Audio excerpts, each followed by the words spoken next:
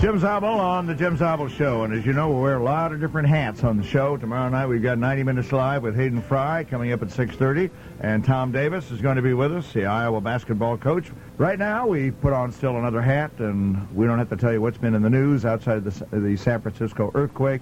It's been the sentencing of Jimmy Bakker. The Jimmy and Tammy drama has played itself to the final act. I guess we can say the curtain has come down.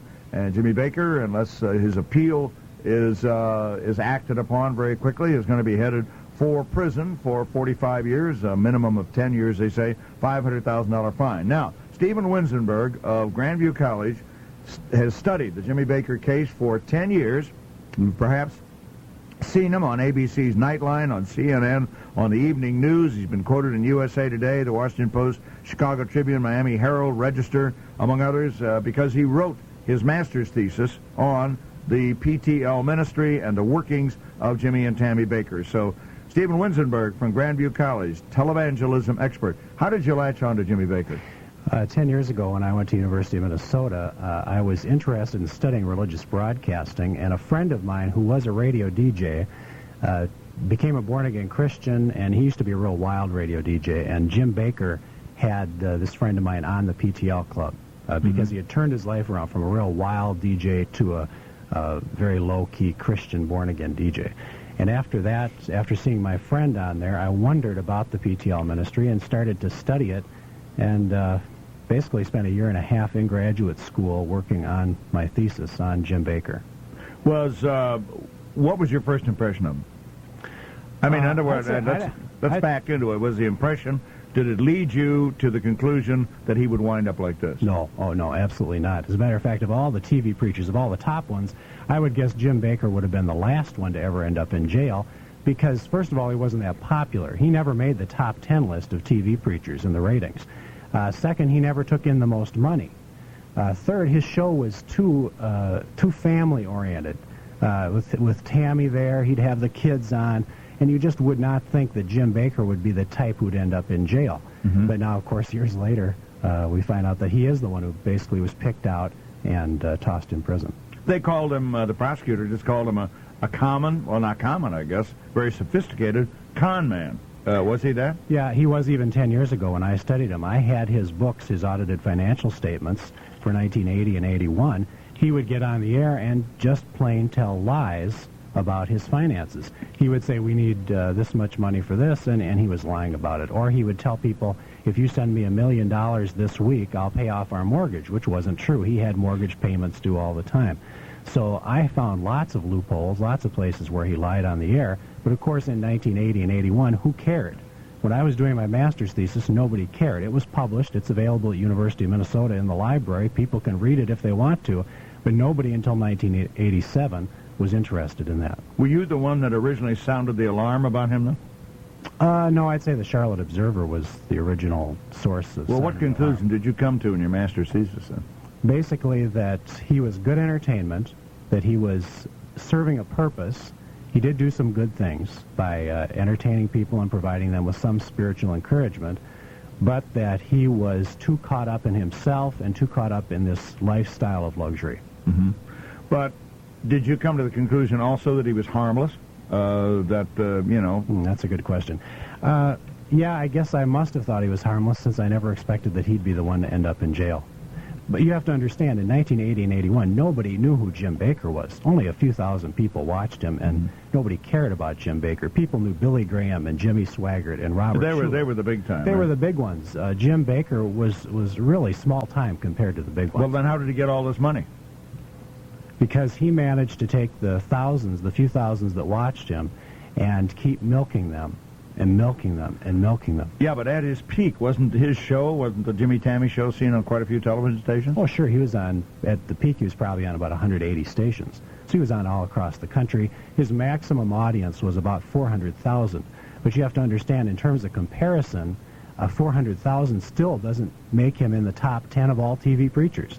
TV preachers at that time, in the early 80s, were getting millions of people following them. Oral Roberts had an audience of 4 million. So 400,000 was relatively small.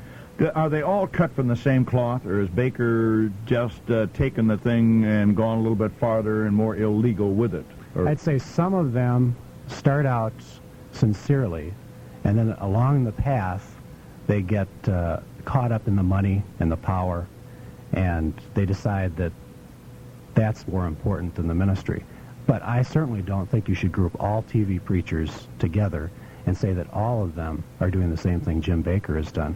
It's just not true. There are 55 syndicated TV religious programs out there, and of those 55, maybe 6 or 8 are not trustworthy. The rest of them don't make enough money to live a luxurious lifestyle. They really don't. Ask any minister in town. The same thing is true.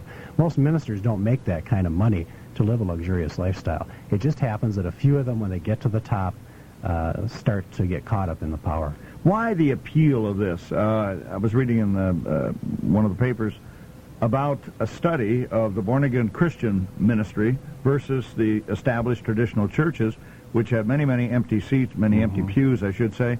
Why the appeal of televangelism, which is even going one step further?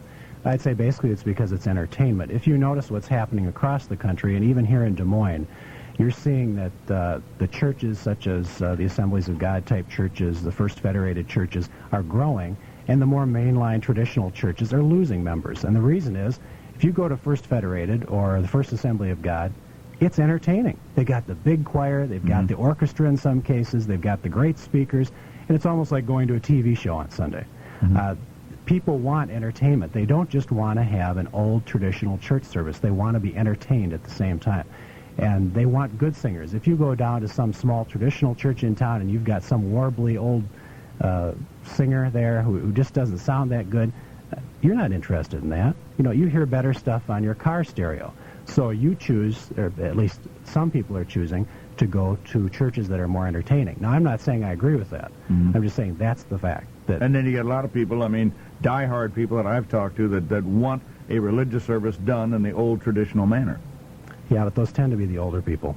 And you said the new ones coming in, the new younger people, born-again Christians and so forth, want a lot of splash and dash out there. Simply because of their lifestyles. They have entertainment surrounding them every day. At home, they turn on the TV, they get in the car, they turn on the radio or the stereo, the CD player. It's all entertainment. It's all slickly produced. They expect religion to be slickly produced as well. And it can go down sugar-coated. It doesn't have to be bitter and hard and they hit you over the head and all that kind of thing. Yeah, but at the same time, sometimes when it's sugar-coated, it isn't necessarily good for you. Well, that's very true, as in the case of a lot of things that are sugar-coated. We're talking with Stephen Winzenburg, interesting gentleman, because he did his master's thesis on the Jimmy Bakker case and on televangelism, and it's a fascinating subject, a phenomenon that is of our generation, and in fact just is a matter of years old, not centuries, televangelism. And we'll study a little bit about the appeal of it, talk about it, and if you'd like to join in the conversation, give an opinion, ask a question, you're certainly invited and entitled to. We would invite you to call 284-1040, 284-1040. That's our basic in-town Des Moines number, or around the state. Toll-free watch line is 1-800-342-4489.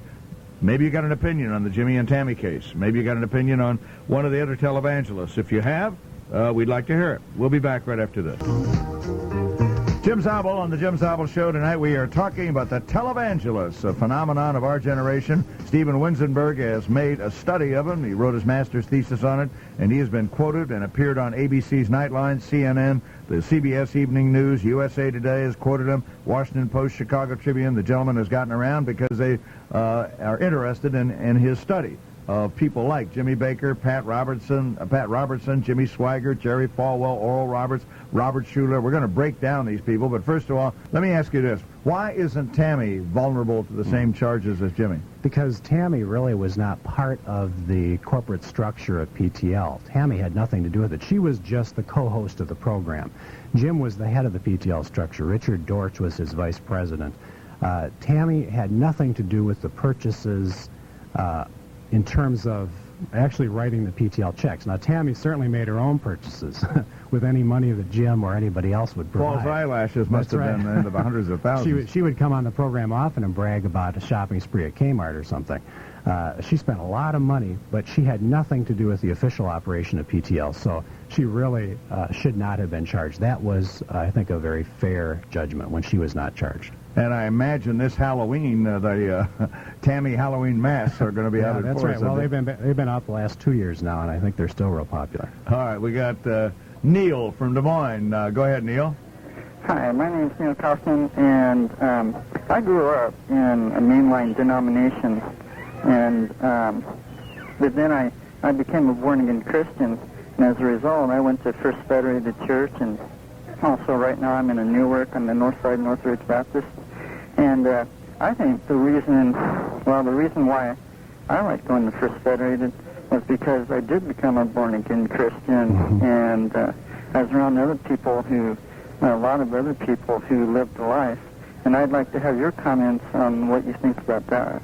I think that's fine. I'm not at all complaining about First Federated or First Assembly of God. I used to work for the Assemblies of God Church, as a matter of fact. But what I'm saying was, when Jim asked me the question about why are people leaving the mainline churches, one of the reasons is because of the entertainment value. Now, you may not be conscious of that. I'm certain that you are going to First Federated because of your Christian convictions. But also, it's more entertaining. The fact is, going to mainline churches isn't as fun as going to First Federated.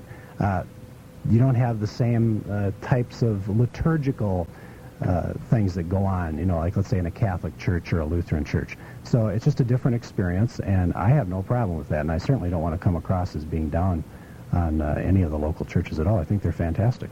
Okay? Yeah, that's fine. I'm not disagreeing or anything like that. But, what he's talking about are the televangelists and the ones who, obviously, like Jimmy Bakker, have been proven, to be con men. Okay? Okay. Thank you. I guess he was, he wanted an argument about it. I guess there is no argument, but we have religious freedom in this country. And, if you want to go to this church or that church, it's certainly your choice, isn't it? But a lot of mainline churches do feel that the TV preachers are one of the main causes for people leaving mainline churches and going to more fundamentalist-type churches. And I think that is one reason, even though it's not the reason. Well, take the TV out of it, though. I mean, what's the difference? We're talking about TV. Let's say the appeal, the huge choirs that the mainline churches, let's say, can't afford or at least don't do. What's the difference? The preacher is not on television, but he is giving the same appeal, and he is appealing for money too, isn't he? Yeah, that's for sure. Also, if you watch a program like a Robert Schuller, all he does is broadcast his church service. But wow, what a church service that is. Right? Oh. I mean, you get Roger Williams in there, one of the big celebrities that they have. He's even had Sammy Davis Jr. on. Sammy Davis Jr. isn't a Christian. He's Jewish. So Schuller gets just about anybody on his program for personality value, for name value. What do you call it? The Glass Palace? The Palace of the Glass? Crystal Cathedral. Crystal Cathedral, right. Beautiful place, really. Oh, it's gorgeous. But again, he had to do something in order to get people's attention. If it was just Schuller standing there preaching in a run-down church, nobody's going to watch. All right, we have a fascinating subject here, televangelism, what it means to you, and, the appeal of it, and the legality of it. Let's go to line 2 here. This is Shirley of Des Moines. Go ahead, Shirley. Yes, am I on? You're on the air. Yes, go ahead. Okay. Well, I just called in to say I'm, as you say, a born-again Christian, but I wanted to straighten people out about born-again Christians. Actually, anyone that accepts Jesus Christ as their Savior is a Christian, is born again. And so that's kind of been, the born again has kind of been, so many people talk about born again as if there was a difference between Christians, but this is not so. But the other thing that I wanted to say was that those TV ministers and preachers that have bilked the people out of money and done this, I think some of them, just like your guest said, started out honestly, and then the power and the money, got them down. And I also wanted to say that there are many, I don't know how many, but there are 3 or 4 very good ones. And one of them is J. Vernon McGee, and he comes on both Christian stations. And he's a very, very reliable He's radio. one. He's radio. And Dr. Bruce Dunn is another one. Mm-hmm. So there are quite a few good ones. These are on radio, however. Right. They're not on TV. Okay, Shirley. And they have very good ministries. The reason why they ask for money is that some of them do not have the support of a church in back of them.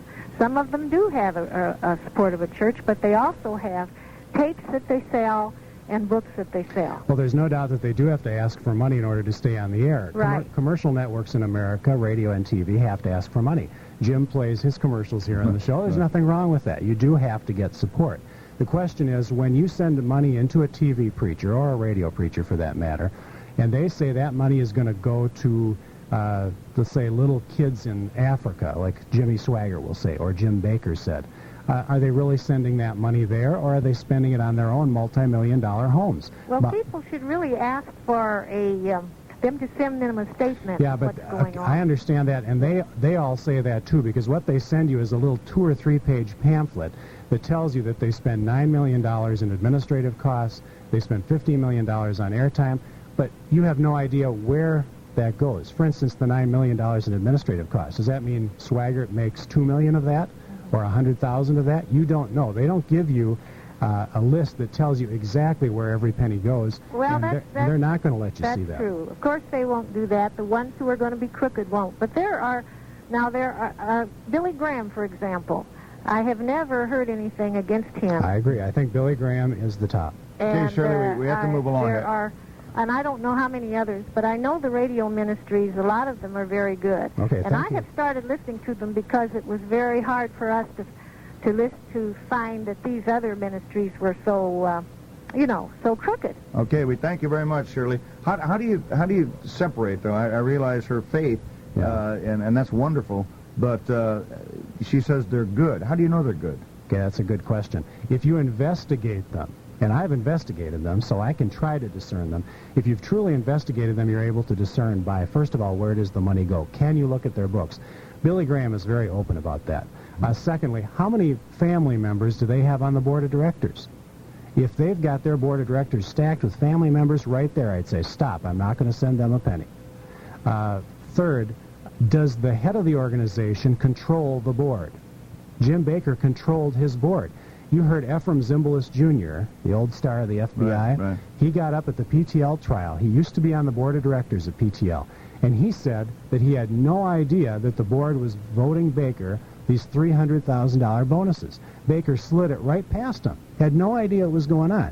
So you've got to find out if the preacher has control of the board. Billy Graham's a case where Billy Graham does not control his board. His board makes the decisions separately from him. All right, we're talking with Stephen Winzenburg, an expert on the PTL, an expert on televangelism, and the time is moving much too fast. A lot of calls coming in. We'll be back to take them right after this. All right, we're with you. Time is fleeting here, and we need more time, but let's go back to the phone lines again here. Brad from Ankeny. Go ahead, Brad. You're on WHO. I just tuned in just a little bit ago. I'm not sure if you talked about this yet or not, but have you mentioned at all the Evangelical Council for Financial Accountability? I haven't talked about it yet, no. Go ahead. Stephen Winzenburg of Grandview College, you've made a 10-year study of PTL and the other televangelists, is our guest tonight, and he's been on a lot of the national ABC Nightline, CNN, and so forth. Do you want to comment on that, on what he's asking you about? Do you have a specific question, Brad? Well, you mentioned Billy Graham earlier, and I think that we hear a lot on TV and in the media about the ones that are falling by the wayside, but some of them that are actually out there doing some good, bringing people to Christ and bringing people away from lives of drugs or anything. Well, I think some of these guys saw that coming, and this council was formed just for that purpose. Okay, a couple of comments. First of all, I think all of them do some good. Even Bakker did good. I think all of them had something good about them. The fact is, a couple of them just got off on the wrong track. But his question is about the Evangelical Financial Accountability Group, part of the National Religious Broadcasters. This is a self-policing group. What they're saying is, instead of having the government try to have legislation policing us, we're going to police ourselves. The interesting thing is the number one TV preacher, Robert Schuller, is not a member of the group. And Schuller is one of the most accountable. I'd say he's one of the most trustworthy, but he's not a member because he doesn't believe in some of the same things the National Religious Broadcasters believe in. So, again, that's a case where they have a self-policing organization, but it can't do total good. Okay, we want to thank you very much for your call. Let's move to Steve of Des Moines. You're on WHO. Go ahead. Hi, Jim. I'd just like to know, I heard you guys talking about the entertainment factor, and I was just wondering, the Assemblies of God, are they mostly for entertainment? I mean, is that how they reach their people? Or what is your gut feelings about that? And I'll hang up and listen to you. Okay, thank you for your call. Well, no, I wouldn't. Steve. I wouldn't say they're mostly entertainment because that wouldn't be fair to them. I mean, it is spiritual. The church services. Again, I used to work for the Assemblies of God, so it's basically Pentecostal orientation, speaking in tongues, those types of things, manifestations of the Holy Spirit. So I wouldn't say no that they're just totally entertainment oriented. But the point is, if you go to a big one, like the biggest one here in town, like some of the big ones that I came from in Florida. I came from a 10,000-seater in my town. We had 100,000 people who lived in our city, and the Assemblies of God Church had 10,000 seats in it, bigger than the Civic Center. It's entertainment-oriented. 2 huge Sony widescreen TVs so you could see the pastor, because you couldn't see him from the back of the church.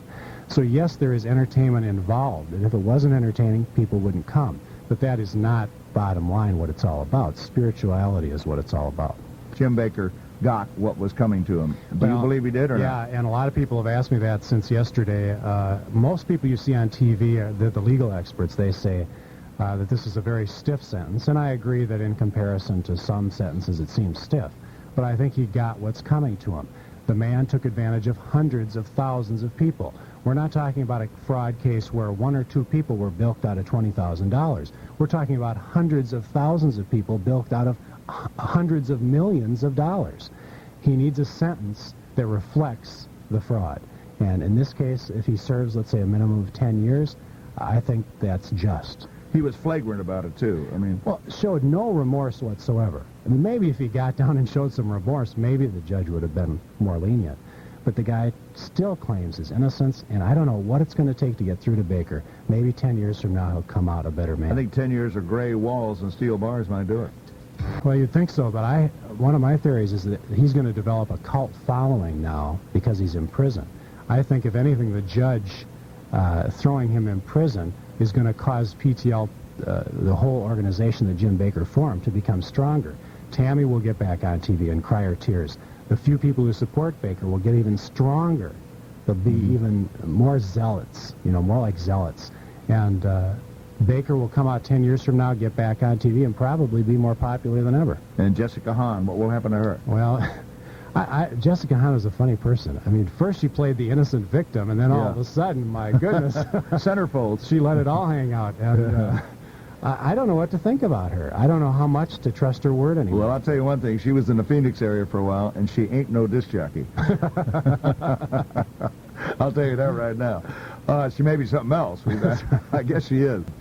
Jim Zabel Show, all too short tonight. We're talking with an expert on televangelism and the Jimmy Bakker case. He's made a 10-year study of it, Stephen Winzenburg of Grandview College. And, Stephen, you were associated with the Assemblies of God in Tampa, Florida, right? Yeah, in the late 70s, I worked at a radio station that was in an Assemblies of God church, huge station and huge facility. That's why I have some real positive feelings, but also saw the realities of it. All right, Bill, you have a question, I believe, you want to ask our guest, right? Yes, I do. Stephen, as you mentioned, you were once a member of the Assembly of God churches down in Florida. I did not say I was a member. I said I worked for them. I see. Well, they do an excellent job of recruiting members and soliciting dollars. Are they a legitimate outfit? Oh, yeah. But again, I was not a member. I never had membership in the church, and never say that. Yes, they were legitimate. Yes, they have their problems. They are human, too. One of the problems that I have with the Assemblies of God or any other evangelical denomination is that they do tend to have a hard time admitting their faults. Just because you're Christian doesn't mean you're perfect, and they will admit that. But then if you ask them to admit their faults, sometimes like somebody like a Jim Bakker or Jimmy Swaggart, who both happen to be Assemblies of God, they have a hard time admitting that. They have a hard time facing up to their faults. So maybe that's one suggestion I could make. But I think, yes, they're legitimate. Well, what do they have that makes them so appealing to the masses? Interesting question. They have members day after day. Okay, they have, first of all, the emotionalism of the church services because it's a Pentecostal movement. They do have very open, friendly atmosphere. You walk into an Assemblies of God church, they'll shake your hand, they'll call you up on the phone, they'll invite you back to visit. It makes you feel good. you come into a Catholic church or a Lutheran church. I mean, it just doesn't work that way, right? So there are some very positive things about it, and I think that they have done some very good things.